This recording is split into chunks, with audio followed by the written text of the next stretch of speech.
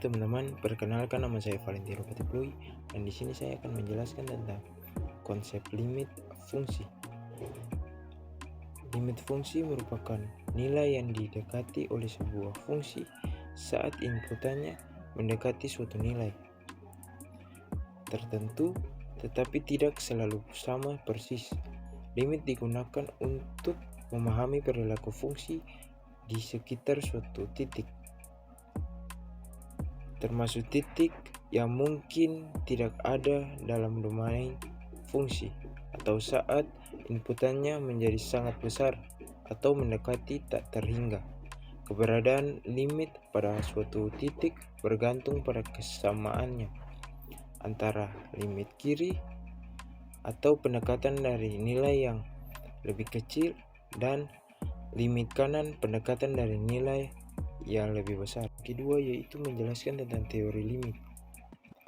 Teori limit adalah konsep fundamental yang menggambarkan nilai yang didekati suatu fungsi saat inputannya mendekati suatu nilai tertentu, dan merupakan dasar untuk konsep seperti turunan atau integral.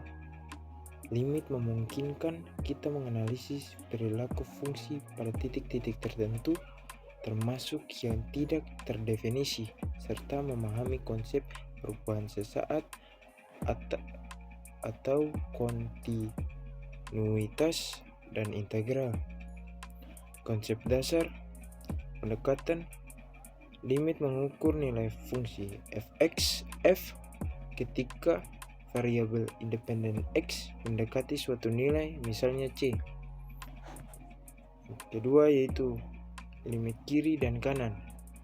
Nilai limit suatu fungsi di suatu titik hanya ada jika limit dari kiri dan limit dari kanan adalah sama. Limit tak terhingga. Konsep ini digunakan ketika nilai fungsi mendekati tak terhingga, baik positif maupun negatif.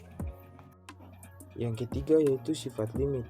Sifat limit yang utama terdapat limit konstanta, identitas, pangkat, perkalian, skalar, jumlah, selisih, perkalian, dan pembagian.